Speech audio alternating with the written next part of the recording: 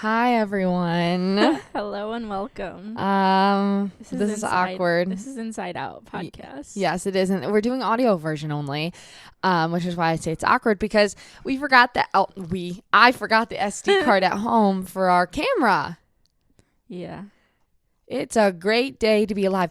And you guys are missing it. Jamie looks so cute today. Her hair looks adorable. Thank you. I have my little cat clips in. Yes.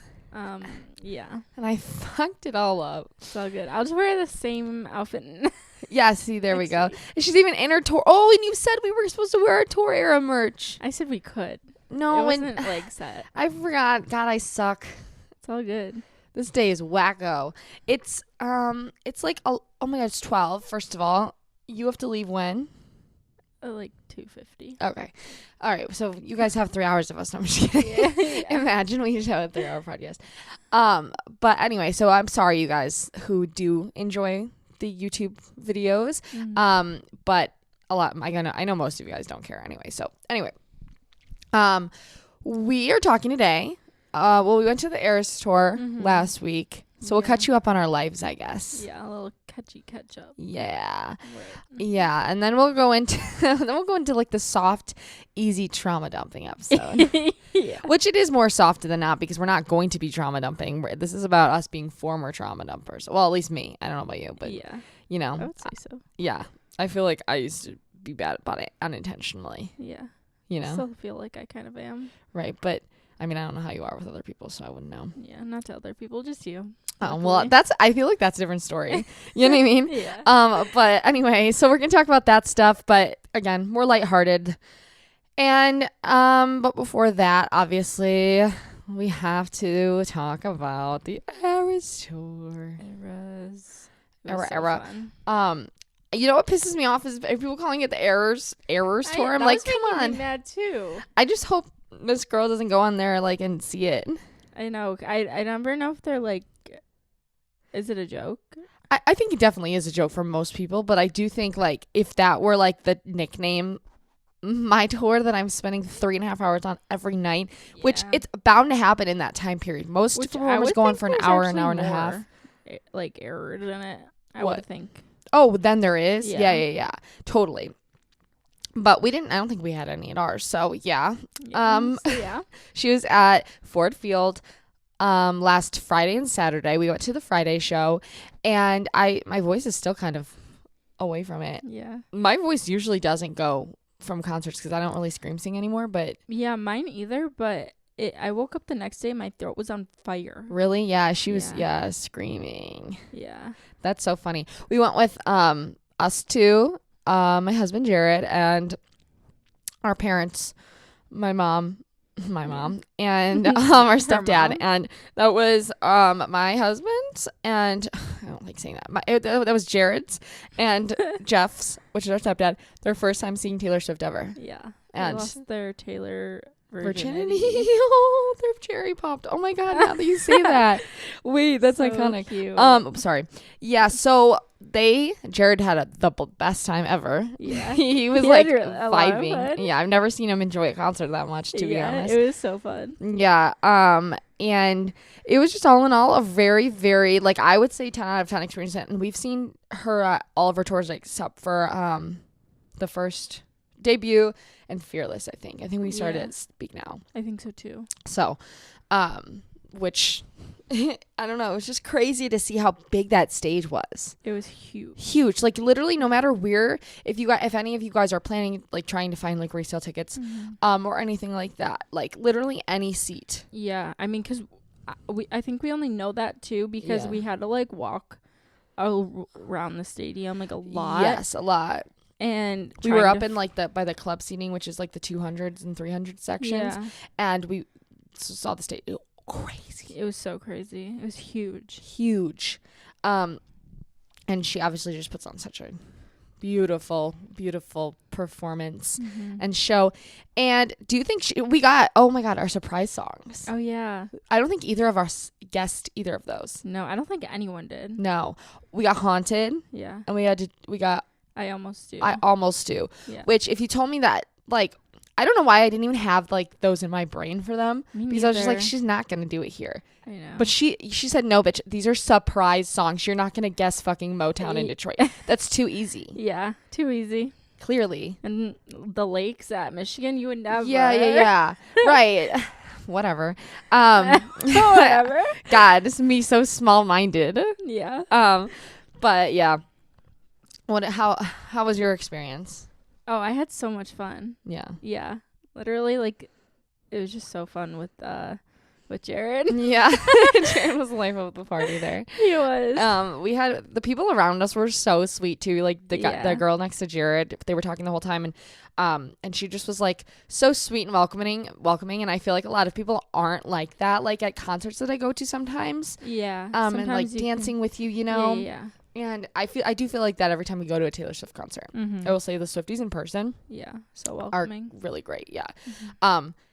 And to be honest though, online sometimes I'm again, because you guys, I'm back on Twitter, and I'm seeing like the Twitter era. Twitter Swifties, yeah, and they're kind of scary, to be honest. Like, Yeah. They can be. they're pretty scary. But I feel like the ones that are on Twitter right now, what I'm seeing, what I'm feeling is that they're the younger versions of them. Like they're like. Then maybe I don't know about newer is the right word. I'm sure they've been Swifties for a long time, but like they're just like younger. Yeah. And so that's why they scare me, maybe. I'm scared of young people. Right. Like teenagers, you know. Yeah. Anyway, Oh, fire. like teenagers, just not anyone older than that. I'm not that old. But anyway, yeah, our mom had a blast too. Has she said anything else about it afterwards? No, I'm not really actually. Love that. Yeah. Great. Like, why didn't she say? Yeah, why isn't she talking about it more?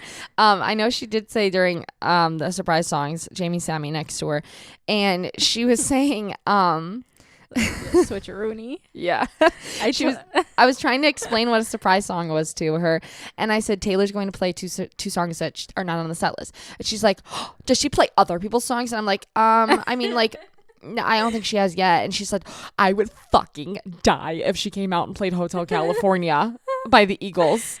Like, and I was like, okay, good luck. Like, I don't think that's gonna happen, Mom.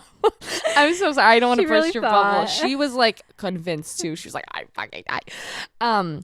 But anyway, so yeah, that was funny. And those are kind of my only notes. We went to get merch the day before. We went late at night. You guys, I recommend not late at night, but like an hour or two before it closed. Yeah, way better. I kept seeing like stories of people's. Yeah, I mean, I saw the lines at like, I guess they went out at like 4 a.m. Yes. And like the 10 a.m. line was like nuts. Yeah. It was all over in the news. Yeah. My in-laws were texting us. We were trying to go earlier, yeah. And I couldn't get out of work. It worked out, though. But it worked out, yeah. Because even at like when we were going to go at like 2-ish or 1-ish, whatever, it probably still would have been like longer. Mm-hmm. Like we went at like 4. We probably had like a 20-minute wait, maybe. Not 15. Even. Yeah, exactly. It was amazing. Mm-hmm. These are literally my only notes. Podcast, Aries Tour concert, and Mom. And Mom. I did have the honor of trading bracelets with Andrea Swift, which was, I had to mention. It kind of still doesn't feel real. I feel like I'm gaslighting myself a little bit. Why? I don't know. Why? I was telling Jeff I this saw it happen. I was like, I know, because I was like, there's no evidence. You know how people get like videos? Yeah, and I was trying to get a video, but your phone was frozen. That's what literally why I was trying. You said, here, get a video, and then you're like, never mind. And I was like trying, and your phone would not, like this, it wouldn't go to the camera. Yeah. And my phone was broken. The universe just wanted me to be really present in that moment. You know what? I genuinely think like maybe that's why mine didn't work. Even though like I don't use my phone at concerts that often. I only wanted to take a few vlog clips for my channel. Yeah. And my phone just stopped working. That is what happened to me at the other concert in Chicago when my phone broke. It was like a little bit maybe of a blessing. You know what? It only pissed me off because I was trying to look at the dogs on the camera and it wouldn't load in the middle and so I had to do it on Jared's and then it wouldn't load. Anyway, I better signal than Jared, okay? And so I need my phone. Yeah. Anyway, moving on to Andrea Swift. Yeah. So here's a little story. I was like, we just wanted to walk past the tent. Yeah, I wanted to see who was going to be there. Yeah, we were Flava Flav was there that night. Yeah, Blake Lively and her kids were at night too. Right.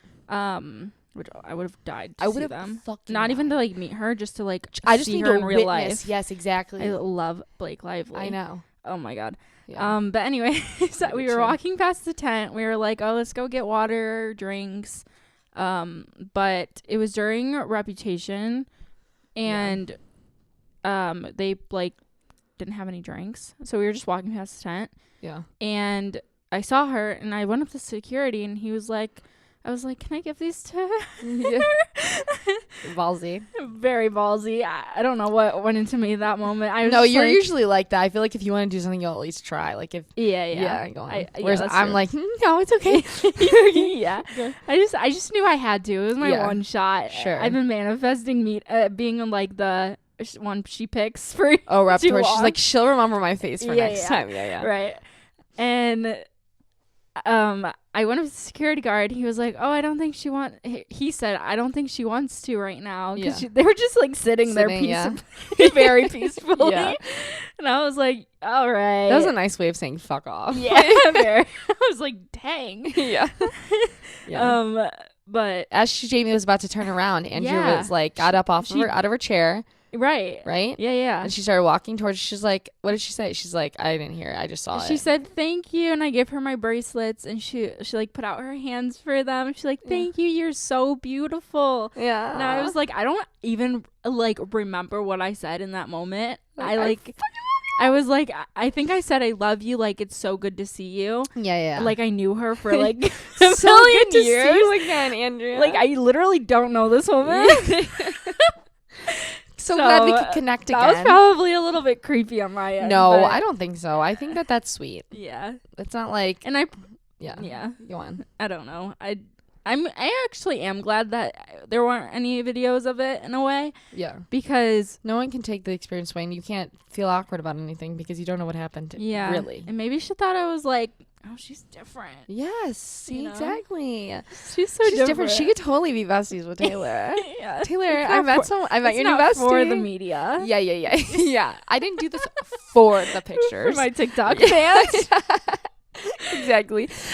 And you know what? Did I tell you about her stalker? Taylor Swift has a stalker. Well, I'm sure she has a lot of stalkers, but yeah, she had a recent one from this guy in Indiana. He was texting her. No, he was calling her dad, I guess, and calling her like management team and saying that he's the only one who can protect Taylor and all of this stuff.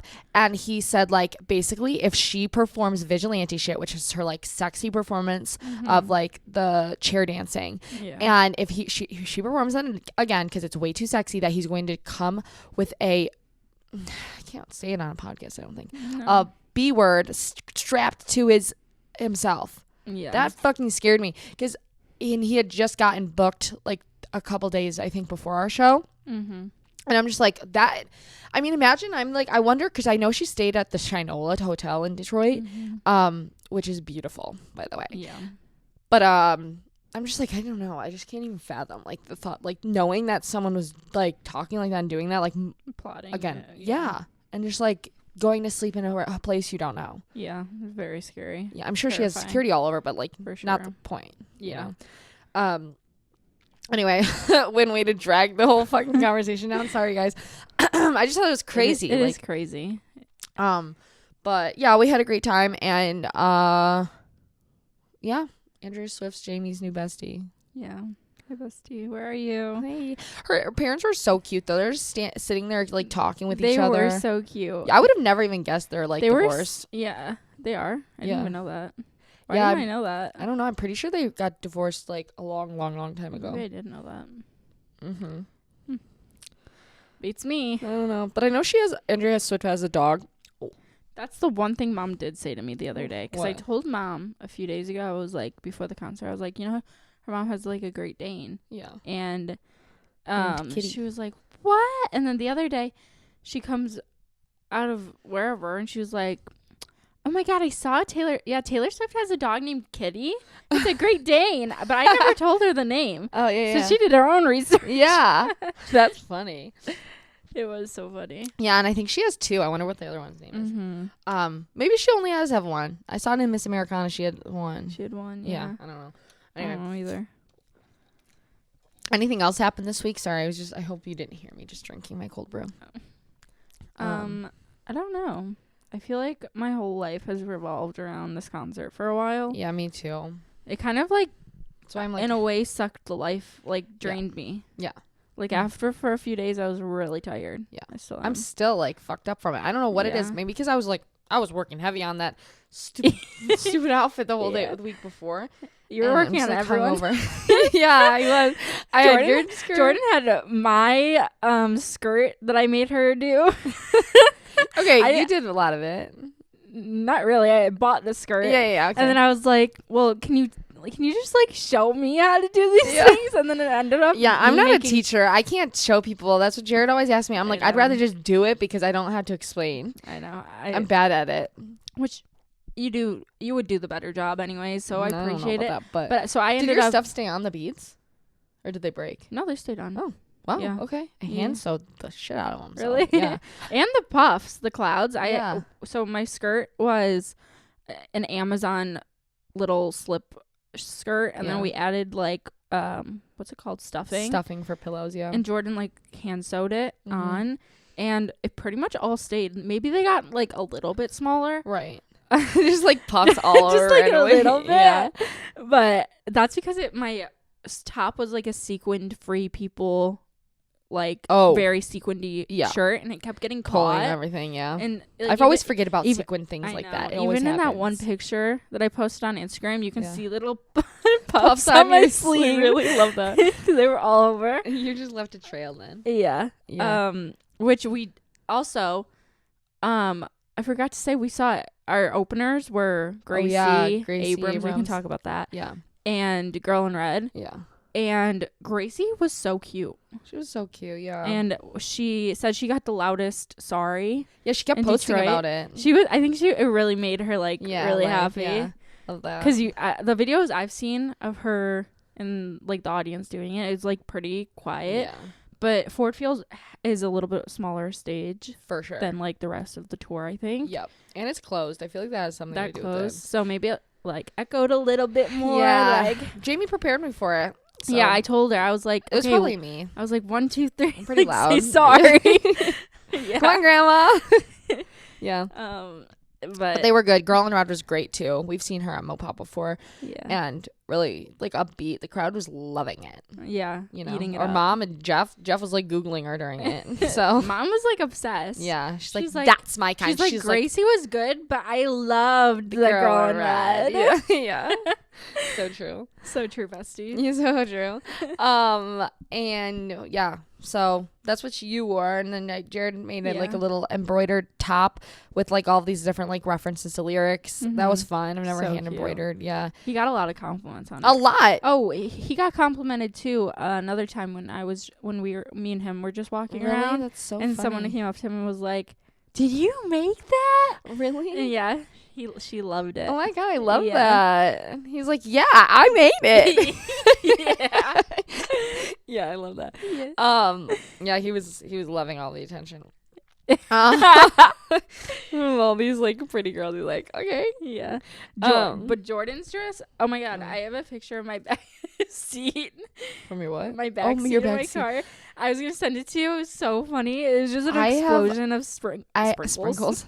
I have sparkles glitter literally all over my house now. Yeah. It's really bad. I'm sorry. It's probably in Mom's car too. I don't care. I just thought it was so funny. It looked like you farted glitter. Yeah, I do. But yeah. Yeah. I did actually. Let's see, where is it? Sorry. Sometimes. Were you able to clean it up? I'll go clean it up out of your car. No, I did not yet. It was a sequin fabric. Oh. You really don't, but you're so funny. I get into Jamie's car and Jamie's like, I'm so sorry, it's such a mess, it's so gross, it's like I'm such a fucking pig. And then I go look, it's literally like a backpack in the back, and there's like no crumbs, nothing. And I'm like, meanwhile my car has dog slobber on every inch of the windows. I just see there's like a lot of dust everywhere, and it really bothers me. But it's just having a black car, yeah. But that happens the day after I wipe mine down. Like, if you don't wipe your car down every day, it's just how it is. But I just thought that was funny. I don't know where this picture is, so I'm giving up. Great. But I believe you because I literally have glitter embedded into our dining room table now, into like the little crevices because it's wood. Yeah. And Jared's like, is there going to be glitter on my dining room table forever? I'm like, who cares if it is? It's memories. Yeah. It's my hard work. That's funny. He I said had to that. go through too. Yeah. I mean, he was like half joking, but still, I'm like, don't even go there. Your outfit was so cute. Thanks. It was amazing. Thanks. I don't know. I always hate when I make things because then I'm like, do you know what I mean? I don't know how to explain it. Like when I make something, like I've done this before in my lifetime where I've made like a shirt or an outfit for something and I look back and it's like, because I'm not a professional, I'm like, I know that it's not done right. So it's like fucks me up in the head. Well, do you know what I'm saying? I wouldn't know. Yeah. Thanks. I thought it was I had to keep shortening it because it kept messing up the hem and then I just like left the hem open. Right. Anyway, but I liked being sparkly at least. Yeah, it was fun. And now I can wear the pieces separate. So that's a win. True. Anyway, do you have anything else before we get into the real topic? My only thing was the Eras tour. Yeah. My out was the Eras tour. Yeah. Being out, literally. Ridiculous. Yeah. I wonder what she did on Sunday. Mom was like, I wonder if she's having like breakfast in Detroit and spending the day like walk. I'm like, I don't think she's staying in Detroit. I think she just leaves in the morning probably, or even at night probably. I would think so. You know, and she was sick. Yeah, that too. She did have a cold at our concert. Yeah, she had one at Reputation tour too. I swear on everything. I remember her asking for a tissue. Weird. Maybe I'm wrong. I might be. Yeah. But anyway, so trauma dumping. Trauma dumping. Okay. Do you want to explain what the definition is? Sure. You have the definition. Jamie's more prepared. I always write down instead of just screenshotting because I think it's gonna help me, and then I start reading it and I'm like, it doesn't make sense. Right. So hopefully that doesn't happen. Let's see. What is trauma dumping? Unloading traumatic experiences on others without warning or invitation. Me. Okay, yeah. You guys get it. Often for validation, sympathy, or even attention. Yeah. Which that's funny because I had this revelation of like trauma dumping, but this was when I learned what this was probably within the past year. I want to say it's become like a more prevalent term. Think so. Yeah, and I feel like I feel like I'm pretty open with certain things in my life, like just like talking about them willy-nilly is what I mean. Yeah. With people like, let's say like my friends or Jared's family, Yeah. And I think that I didn't realize, like, I don't think I'm like, I ever have been like overtly like way too open, like just like spilling everything unwarranted. But I do think like even like saying some things randomly, like some things that are pretty like feel dark. Casual, yeah, that they feel casual to me because they're not like too big of a deal anymore in my head. Yeah. But saying them out loud and saying them to someone who hasn't gone through that or don't know how to reply. Yeah, and I think that's where I've like started understanding like maybe I should stop doing that because it's putting someone else in a bad position to, first of all, they don't want to hear it. They don't care normally. And that's, which they shouldn't. But I'm saying like, they also don't know what to say. So they feel awkward. And I wouldn't plan obviously to do it or do it for attention or sympathy or whatever. It would just be like it would make like a stupid point in a story. Do you know what I mean? Like, or like I'm talking about something and adding a little detail in that was probably like something I shouldn't have. Yeah. Do you know what I mean? Yeah. And then you make the other person feel like uncomfortable or like they do have to sympathize with you or something. And I'm like, that's not how I'm doing it. Yeah. And so that's when I started reeling it back where I was just like, okay, unless like someone asks me about something, let's say, I feel like it's the unnecessary details really are not necessary. Yeah. And I agree. Yeah, anyway. But is that like how you think of it too? Yes. Yeah. I feel like though I did I say this to you earlier or did I already say this on here? I can't remember. That I think I'm more of the person to like I need someone to dig it out of me. Oh, yeah. If anything, like all my traumas. Right. Because I'll be like, zip, like no one can know. Yeah. What, to like other people? To other people. Yeah. So like, I don't know, anyone, friends, or like maybe like there's a few friends that like I'll know if I like really get to the point of like, okay, you can know. Yeah, right. Other than you and like Jared and Jake, probably. Yeah. That's when you guys get the raw end of it. Yeah. That's what we kind of all do that to each other though, but I feel like that's a little bit different. It is because you share the trauma. That's different. Right. Yeah, for sure. Yeah. So we're like trauma dumping in the trauma dump. In the trauma dumpster. Yeah. Right now. Right now. Yeah, that's true. We're like, we're not going to trauma dump. You know what? Actually, though, like even on this podcast, I feel like at certain points I've overshared things that like again, I'm totally fine with being open about. Like I genuinely would talk about anything that's ever happened in our life, about anything. But I do feel like as like a listener, like if someone's not looking for that, or if they're like not like, or if that does like, let's say trigger them or whatever, like, or makes them feel bad or something, like that's not the outcome that I would want from doing that. And so I've tried to like be more conscious, because I do it more of as an unconscious, because that's just how I talk. Yeah. You know what I mean? Yeah. And so like I've realized like, okay, certain things are just off limits, not because of any other reason other than like, I don't think it's other people's responsibility to hear and feel about it. Yeah. Do you know what I mean? I agree. But anyway, I feel like doing it with like talking about it with each other is a little different. Definitely. Yeah. I keep thinking of that TikTok audio, time and place. You're doing it at my birthday dinner. Oh, yeah. Okay, I know what you're talking about now. Yeah. That's funny. Sorry.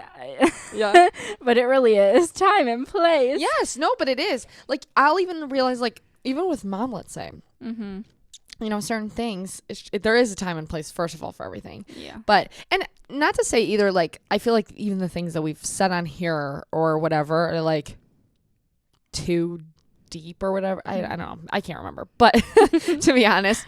But I do think, like, again, it's just a lot of the time it's not. You know what? It's really hard, I think, like, to differentiate, because I'm someone who I don't want to say like I love when people trauma dump on me, but like I love listening to people and like trying to help them, or like understanding where they're coming from, like even if it is like their trauma, like, and that's sad, don't get me wrong, like it's sad to hear. I'm not saying like, oh, I eat it up, but like, do you get what I'm saying? Like I like having that connection with people. So I'm like okay hearing it from other people, like even if it is okay, certain people, some people like, okay, never mind. I'm sorry. I'm like thinking about this is so unbelievable. Unbelievable? No, but like I guess the topic here is trauma dumping, and it's I'm thinking of it as people like, you know, and things like, and I feel like that's not always the case, and I think some people are not good about it, and they'll just spill everything, and it's like I feel like it is kind of how you do it and what exactly it is about, and I feel like sometimes you are with people who do it every time you're with them. Yes. And it's stuff that like you genuinely sometimes you just don't know what to respond to, because it's so out of pocket. Yeah. And it's not even like I'm not going to say it's okay. No, that's probably not the right way to say it. I'm not going to say like it's not I was going to say like it's not like some sad thing, but it's just like some random thing sometimes. Yeah. And you don't know how to respond. And that's what I think I'm thinking of more of. Right. As far as like when I'm saying like when other people do it, blah, blah, blah. But majority of the time, if I'm close with someone, I don't mind. Right. Do you know what I'm saying? Yes. Yeah. Sorry, that was long-winded for nothing. I feel like it's like such a, again, this isn't like another hard, touchy topic. It is. But it's also not. Yeah. Well, it can be draining to be around people. Like if you keep like, let's say you have a friend and you like every single time you're like hanging out with them. Yeah. They bring something up and like, you know, that can get draining. Yeah. And I do think, again, I think it's it's how people do things.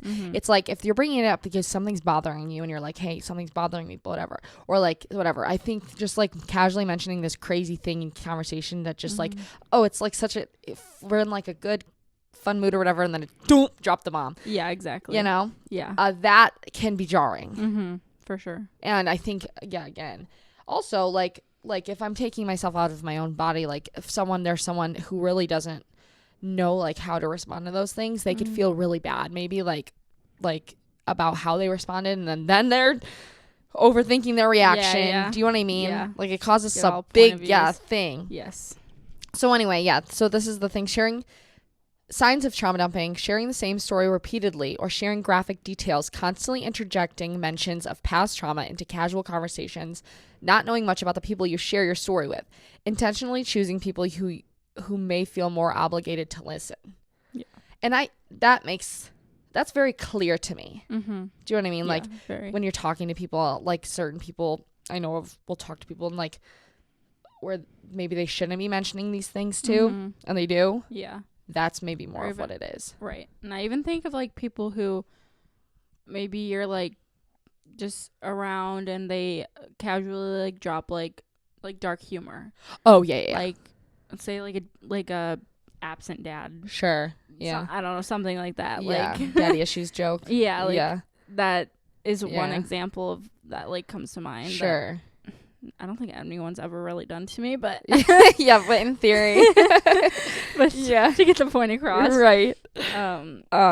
Yeah. So but again, I think there is a big difference between like, it's like I feel like there's a fine line, very fine line where I think we're getting messed up. Yeah. Fine line between a joke that is like maybe a little traumatic, but it's funny. Or or this person like genuinely means it as a joke or whatever. Yeah.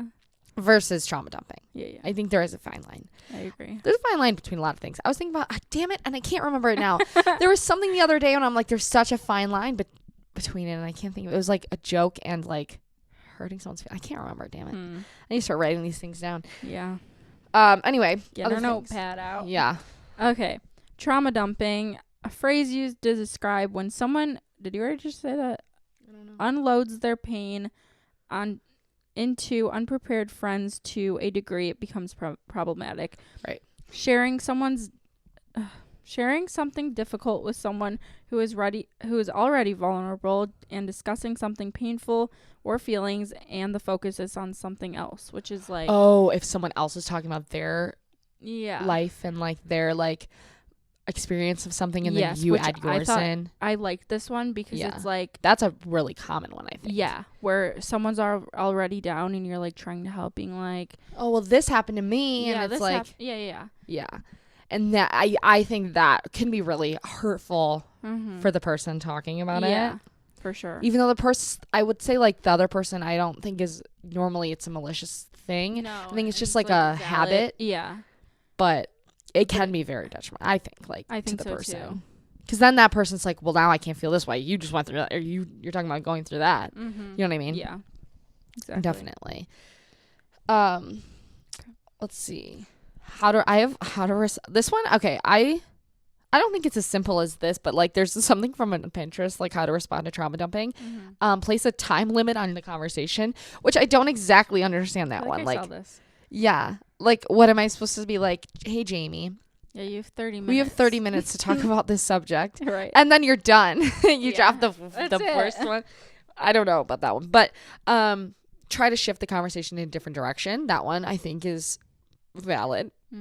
That's why I try, like, I'm, like, thinking about, this is how to respond to it, but I'm, like, thinking about how to, like, sometimes I'll catch myself like saying something maybe it's a little too far, and then I'm like, oh, back to happy land, like I'm sorry, I didn't mean to say that. You know, and again, like I don't think that either of us like say anything like too off the wall like to people randomly. I know we're making ourselves, I think, maybe really when we were younger. Sure, yeah, because we didn't know how to deal with things. Sure for for sure. Yeah, don't pick up their problems is another one. Be direct and express how you feel. Be honest about what you can't do for them, and distance yourself if necessary. True. I can see that. Let's see. Many people engage in trauma dumping without realizing it, but it isn't often necessarily because they are selfish or narcissistic. Judith Orloff, a psychiatrist and the author of the Empath Survival Guide, says these victims of trauma use it as a coping mechanism. See, that's what I would say more so. I agree. It's usually unconscious anxiety that they are venting, and they just start dumping onto another person as a way to release the energy and frustration, and getting that out can seemingly help a victim of some sort of trauma. Mm-hmm. There's a fine line between venting and dumping. There we go. That's the right way to say that. Yeah. Experts say the latter is toxic and damaging because trauma dumping doesn't include or respect the consent of the listener and often seems one-sided. That's what I think is the big difference. Mm-hmm. Consent versus not consent. And not necessarily like, hey, can I talk to you about something? But if it's like the door's already open on talking about those things, that's a different story rather than just like out of mentioning, out of pocket, like random drop the bomb thing. Yeah. You know? In any healthy friendship, it's always important to express yourself and ask someone if they're ready to listen to your problems. So, yeah. What was I just going to say to that? You're such Oh. Sorry, go on. I think there's a lot of people, like, most of the time when they're trauma dumping, like that said, to me it's more of a cry of help for help than anything, because I don't think a lot of people even know what they're doing. No, exactly. And like it's their trauma response in a way. Yeah. And they're like, right, you don't know what to do with like information, whatever it is. Sure. And so I think most of the time, like, people do it to try to get it out somewhere and like they have to get it out, but they don't, they don't necessarily know where and when and how. Yeah, so where to place that energy. Yeah. Definitely. So I think there's like ways, and I don't know why I would say this, but I'm like, I feel like if you want to help someone, you should just like have like conversations with them and be like, persuade them to therapy. Oh yeah. They started like, have you ever been on, what is that? I feel like I've even psychiatrytoday.com. Have you ever looked into that? Yeah. No, but I get what you're saying. That's very helpful. And I feel like as someone who like, well, no, I was going to say like, I think ways to kind of prevent that, in my opinion, is like, again, getting it, like talking about those things with people who like, where it's warranted and where it's like is solicited. Yeah. Exactly. And like, approved, I guess is the word. I don't know what the word, you know what I'm saying? Like someone who like, where it's like consensual, I guess is what they're saying in these articles. I don't. Anyway, but like saying like talking through it like that, or in a journal, things like getting your feelings out and whatever. And again, as someone who, I do it more so just like way more casually than maybe I should have in some points of my life or whatever, of random things. I think just realizing like some things are like casual to you and not to other people. Totally. And that is okay on both ends of the spectrum. But some things I've just learned in general in life, especially like lately in the past couple of years, like some things just don't need to be shared. Yeah. With like wide open. Big life lessons that I think we both have learned. Yes. Yeah. And especially for me, like I love openness. I love talking, like I love just like being open, period. And like especially with people that I love, but and like helping people even like, when they're like going through something. Yeah, totally. We both like that. Yeah. But there is like a line of like, there are just certain things, and also certain things that like even after I say, I'm just like, I shouldn't have said that. Like I felt that way in the past, and to prevent that feeling, like what do they call it? Like an emotional hangover or something, like where you like kind of trauma dump and then you feel bad about it after. I hate that feeling. I know, and I have. Yeah, we've all felt that. I feel like at some points in our life. Or I'm not gonna speak for you guys, but us too. And I think how to prevent that is just like, for me, learning that like sometimes it's okay to not say everything. Yeah. You're not, there's no issue with that. And I think that like, you just don't have to spill everything that's on your mind constantly, or like not everyone to understand you. Sometimes I feel like I felt like for someone to understand me, they need to know certain things about me, and they don't. Yeah. I am who I am like now, and these things like, sure, maybe they helped shape me or whatever, but it doesn't really like, it doesn't matter if someone knows it and knows. Do you know what I mean? Yeah. I don't know if that makes sense, but like it's a part of me, but like not everyone needs to know that. Right. That's what I mean. Yeah. Even I feel like even in my like past relationships, it's come out where I'm like a new one. Yeah. And I'm like, telling someone the information I've learned from that, or it's like, I don't, like, sometimes I don't want them to know. Yeah. If I were to like be dating again, like in a dating way of like trauma dumping, I think I would like wait for like a long time for them to even know about certain certain things. For sure. Yeah. Yeah, because I think that it's especially if you, because I mean at certain points, like I feel like let's say like cherry picking a past relationship of yours, but like even in that amount of time, you can't really know someone. I mean, clearly you didn't. You know what I mean? Like people do things that surprise you, but like and so like even though I think it feels like crazy in the moment, like you know this person really well, and then like whenever so it's, I think that's a very good like outlook on relationships, is to like, because I don't think, again, it's not to be secretive and it's not to like so you don't judge me or whatever. It's like I just don't think you're necessarily like approved to know that yet. I agree. Yeah, you haven't earned the access. Yep. You know, exactly. Yeah.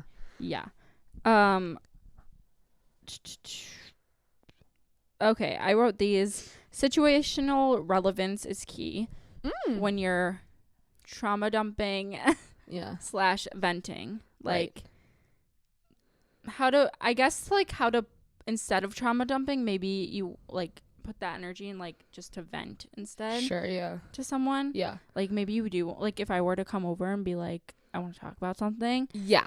And I'm like, okay, how do I do this? And like say I'm so depressed and anxious and like whatever. Rather than coming over like, hey, let's have a good fun day today, and then just randomly like dropping it in wherever you can. Yes, I get you. Situational relevance is key. For sure. I think if I don't know, like I don't know.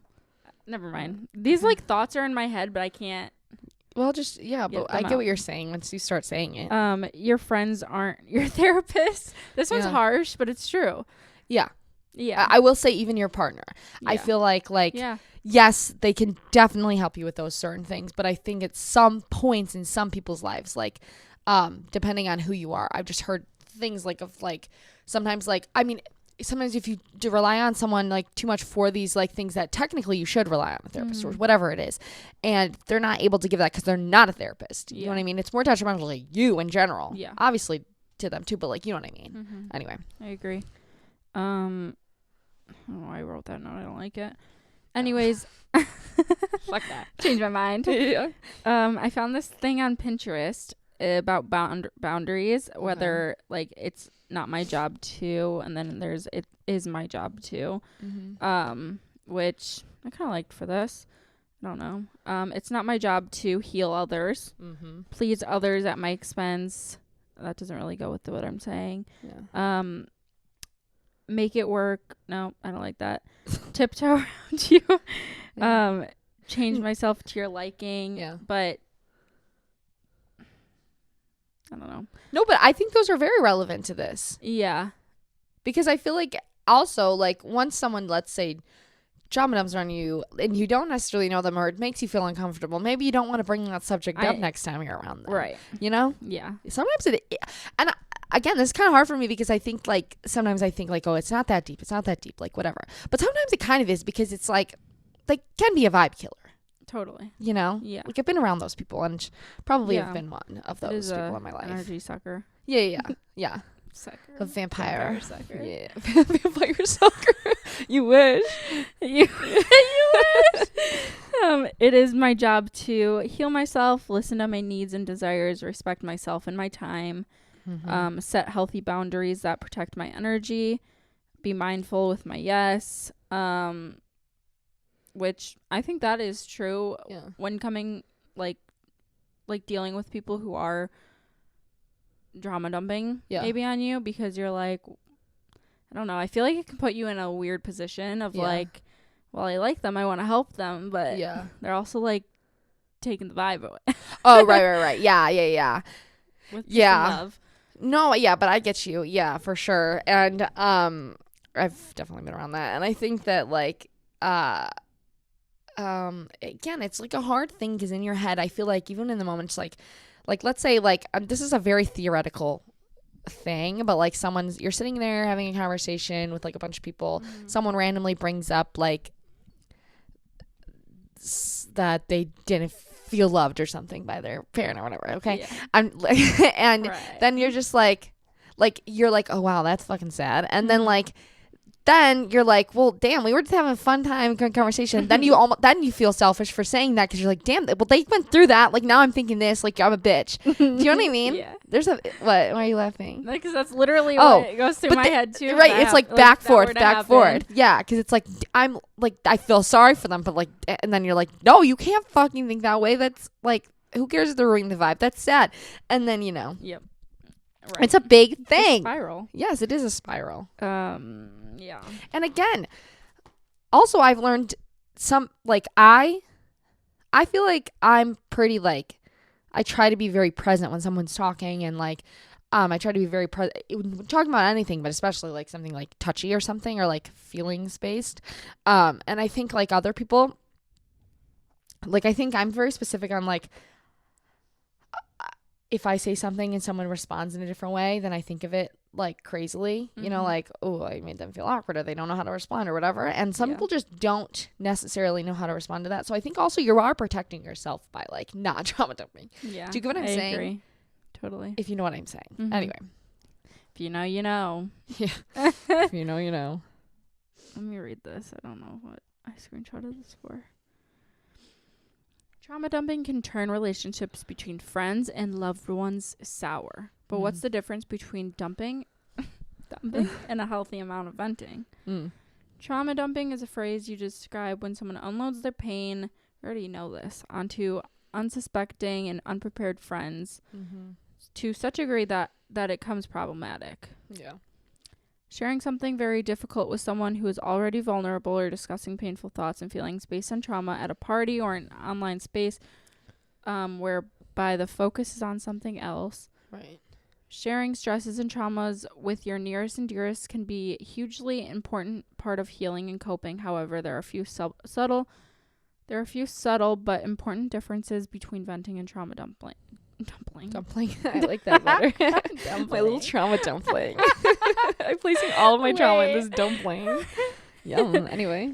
Firstly, it's usually a lot more toxic and can be very painful for a listener who can feel imprisoned by a tidal wave of feeling elicited by the person they are in conversation with, be it in line or in person. Yep. Secondly, it is often unexpected, where the conversation seems to take a twist into something much darker and deeper. Thirdly, it doesn't really consider the effect on the listener, because the person venting is so caught up in the whirl of feelings and emotions. Right.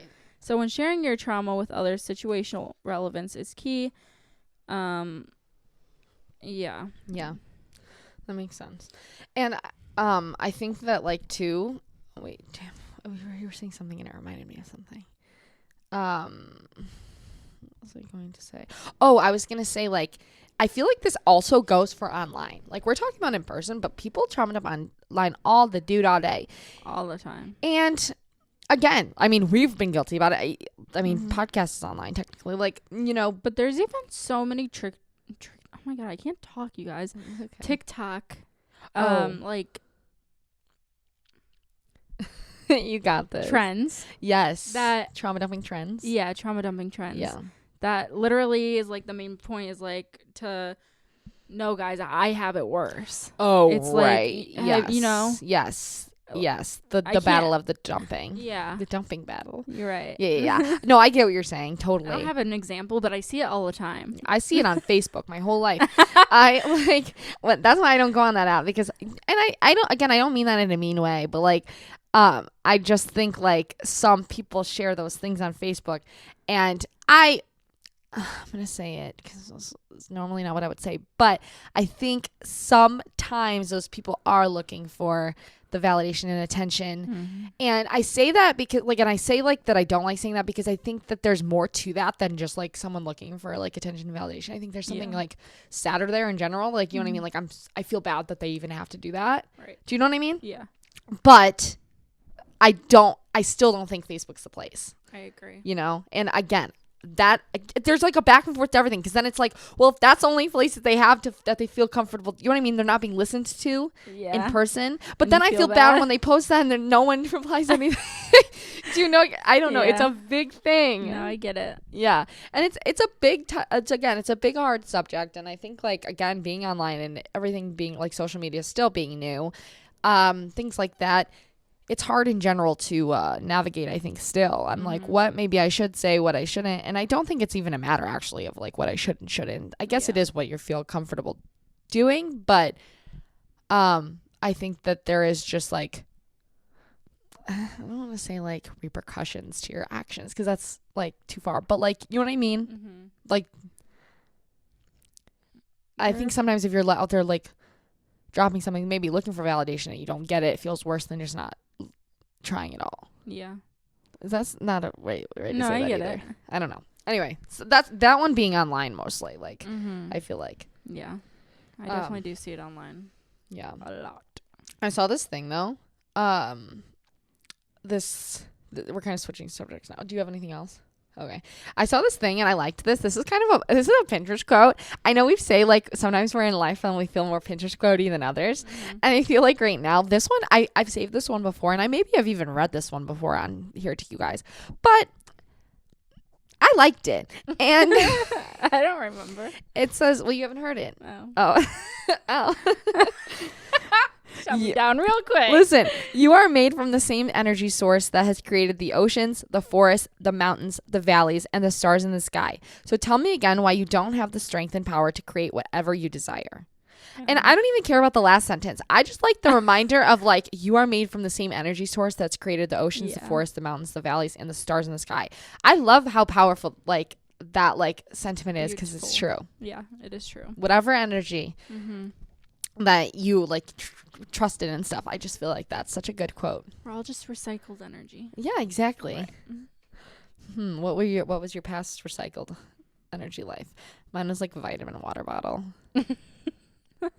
There's a new vitamin water bottle. It's like coconut lime. Yeah. That's because it's a pretty green color.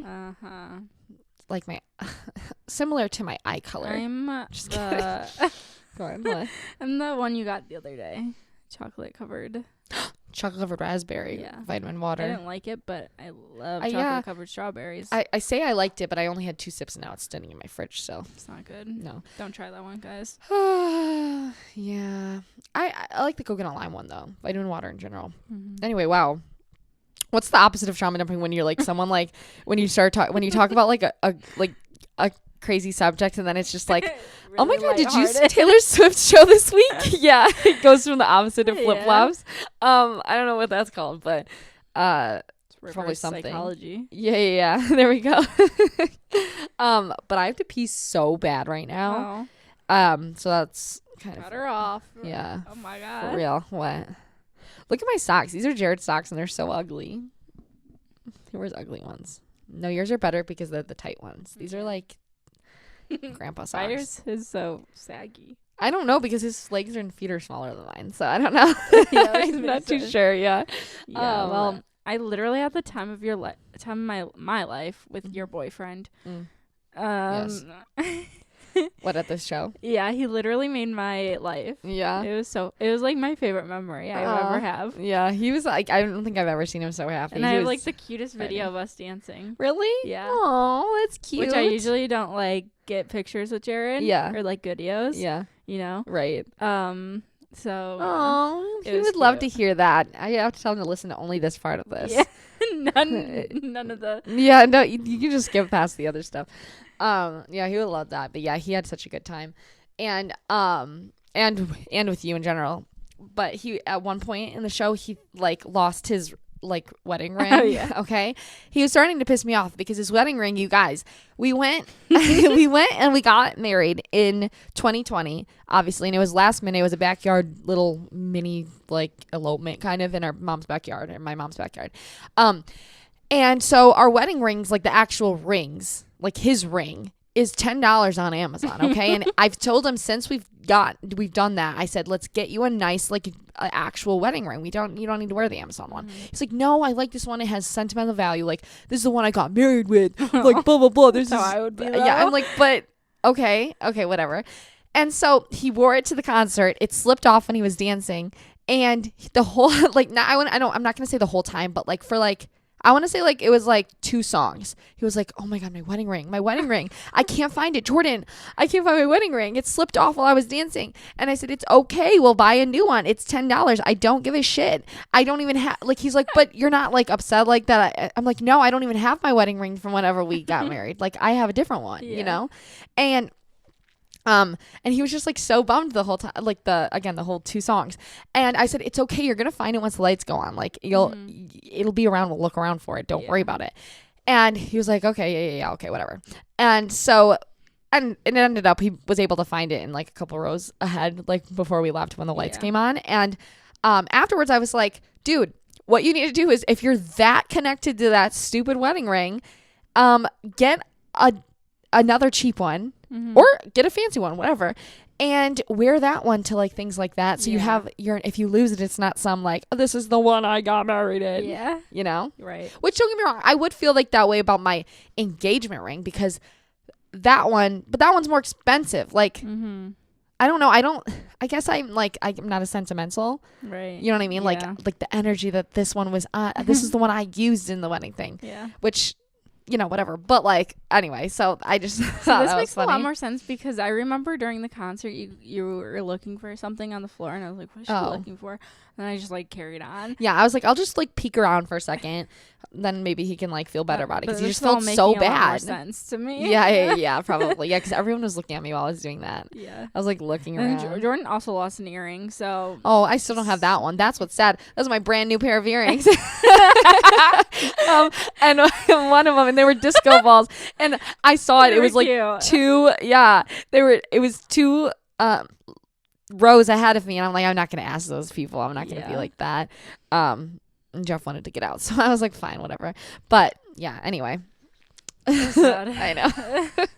But yeah, so I hope you guys enjoyed this episode. Again, we tried to keep it like, I feel like with these ones we try to keep it pretty lighthearted. Is like, yeah, because I was like, it's hard to talk about trauma dumping without trauma dumping. That's what I was thinking. Actually, I was like, we could have sat here and like. I would have felt in the past, like doing the podcast, I would have felt like we have to give context on what our trauma dumping was. Yeah, but I think that would defeat the purpose of this episode. I know, me too. You know? If you guys want a real trauma dumping.